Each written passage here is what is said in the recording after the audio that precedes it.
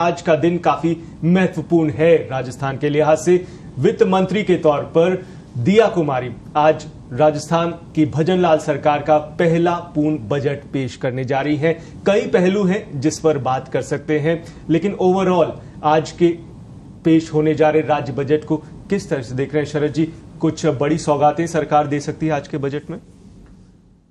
देखिए नकुल, ये भजनलाल सरकार का या भाजपा सरकार जो 2023 में आई है उसका पूर्ण बजट, पहला पूर्ण बजट होगा। इससे पहले फरवरी में जब 8 फरवरी को लेखानुदान पारित किया गया था, 4 महीने का जो खर्चा एक सरकार ने लिया था, क्योंकि लोकसभा चुनाव थे तो एक परंपरा है कि आप पूर्ण बजट पेश नहीं कर पाते हैं क्योंकि आपको पर्याप्त बजट एलोकेशन सेंटर से नहीं होता है। तो यहाँ सबसे बड़ी चीज़ ये है कि पहला बजट होगा सरकार का, पूर्ण बजट होगा, और उसमें क्या क्या विजन है या क्या क्या आगे कोशिश की जाएगी सरकार की तरफ से, ये देखा जाएगा कि अगले 5 साल में सरकार क्या करने जा रही है या क्या किस प्रकार की योजनाएं राजस्थान के लिए बना रही है, और उसके अलावा विजन 2047 को लेकर भी क्या रोड मैप तैयार कर रही है। एक तरह से क्योंकि इनिशियल स्टार्टिंग यहीं से होगी तो आगे, क्योंकि 24-25 साल का आगे का अपन हिसाब किताब देख रहे हैं, तो वो किस तरीके से आगे बढ़ेगा, ये एक सोचने वाली बात होगी। कई महत्वपूर्ण बिंदु हैं जिसको लेकर लगातार चर्चा होती रही है और लगातार बातचीत भी होती रही है। और मुख्य रूप से कहा जाए तो राजस्थान को लेकर अगर हम बात करते हैं कि हमारे प्रदेश की आज बेसिक रिक्वायरमेंट क्या है, तो एक तो हम बात करते हैं इलेक्ट्रिसिटी की, कि काफ़ी ज़्यादा रिक्वायरमेंट है, और प्रॉपर कहते हैं कि हमारे को नए पावर प्लांट्स की जो रिक्वायरमेंट है, अनाउंसमेंट बहुत हुए हैं, लेकिन शायद मुझे ध्यान नहीं, लास्ट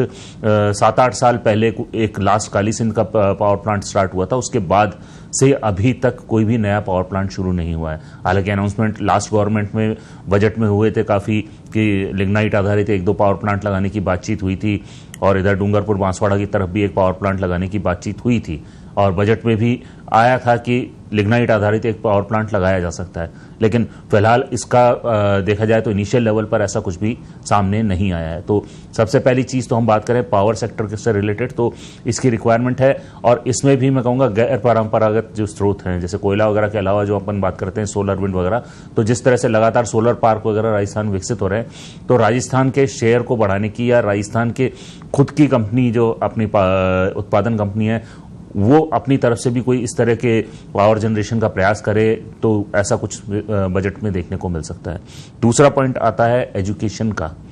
कि शिक्षा क्षेत्र की अगर हम बात करें तो यहाँ किस तरह से आमूलचूल परिवर्तन होते हैं। सबसे पहली चीज़ तो शिक्षा क्षेत्र में एक बहुत बड़ा मसला है जो करीबन कहते हैं 15-20 साल से चला आ रहा है, वो है शिक्षकों की तबादला नीति का। और हर सरकार में हर बार हर नया शिक्षा मंत्री जो आता है वो नई बातें करता रहता है कि अब तबादला नीति बनेगी, इस तबादला नीति के तहत ये काम होगा, इस तरह से होगा। तो ये कहते हैं कि लंबे एक रबड़ की तरह खींचा जा रहा है लगातार इस चीज़ को। तो हो सकता है शिक्षा नीति को लेकर या तबादला नीति को लेकर कुछ नई चीज़ सामने आए, या सरकार की तरफ से कुछ ऐसा अनाउंसमेंट हो कि हाँ तबादला नीति का अमूल जो है खाका तैयार हो चुका है और जल्द लागू होगी। उसके अलावा बात करते हैं न्यू एजुकेशन पॉलिसी, जो एक सेंट्रल गवर्नमेंट ने स्टार्ट की है न्यू एजुकेशन पॉलिसी, तो उसको ओवरऑल पूरे स्टेट में कॉलेजेस में किस तरह से चलाया जाएगा, किस तरह से लागू किया जाएगा। जैसे राजस्थान यूनिवर्सिटी में लागू हो चुका है, अन्य यूनिवर्सिटी में भी कवायद चल रही है और कई जगह लागू हुआ है। तो ये डिपेंड करेगा कि किस तरह से सरकार इस नए एजुकेशन सिस्टम को, या जो सेंट्रल गवर्नमेंट की न्यू एजुकेशन पॉलिसी है जो कि अडॉप्ट तो कर ली है, लेकिन किस तरह से उसको इम्प्लीमेंट करती है। जी।